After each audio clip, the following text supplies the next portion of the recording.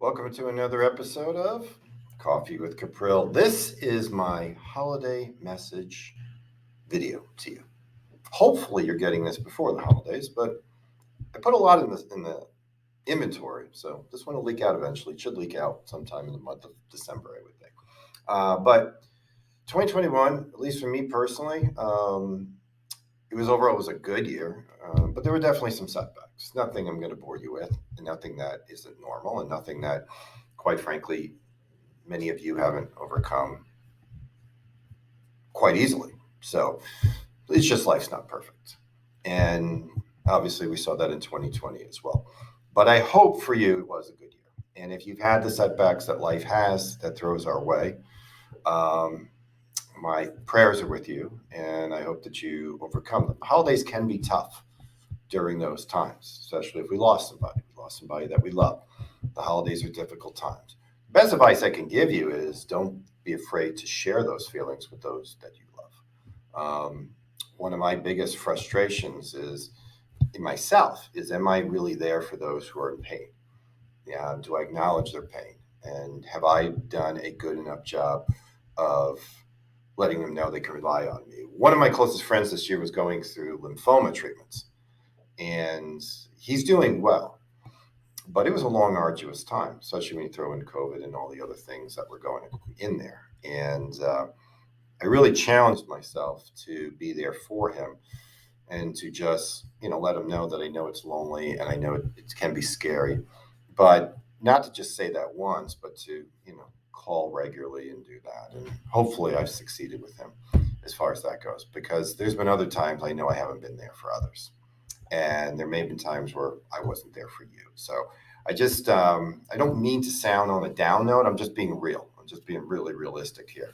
Um, I'm doing fine, but I've had family members where they've had some tough moments. But we're getting through it, and we're doing things that everyone does. So we get to this time of the year. The most important thing is gratitude. It's such a powerful thing if you can wake up in the morning and develop a sense of gratitude. Now, it's not easy.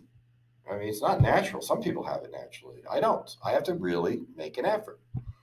But it changes my day if I take the time to do that. If I really start to think about what are the things that are good in my life. I'll tell you a little secret that I learned a long time ago, but I never really started practicing it until recently. And you got to think it's silly, but it's incredibly powerful. And that is that your mind can only hold one thought at a time. This is why,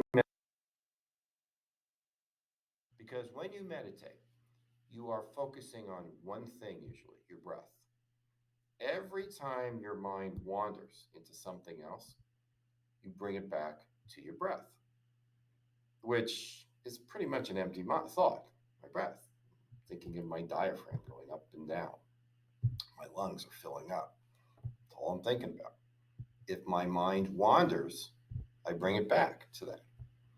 And the reason that is such an important thing is because when we are going through difficult times, we are allowing our thoughts to go just towards the problem. And we tend to exaggerate the problem. Whereas knowing that you can only hold one thought at a time, you can shift it. And that has helped me tremendously. Because as I've gone through challenging moments, and usually it's worry about other people, people that I love, I know I really can't do anything by worrying. The problem is out of my hands. I can love them, I can support them, but the solution is beyond me. So all I can do is hold my thoughts so that in a way that I maintain a good mental attitude. So I can be there for them.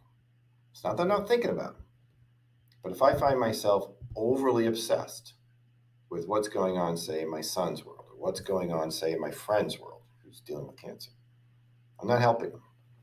And so, not even so much meditation, although I do that, but shifting that thought process to something else has been a big help. You have to be conscious of that. All right. So this is probably the strangest holiday message you've ever gotten. I get it. I get it. But I want you to have a great holiday season. So whether it be Christmas, Hanukkah, Ramadan, Kwanzaa, the New Year, whatever, Festivus for the rest of us. I want you to know that I care about you. I'm very grateful that we can work with you and your family, and we're here for you. So never hesitate to pick up the phone. Have a great holiday season, and I look forward to talking to you in 2022. Unbelievable. Take care. Bye bye.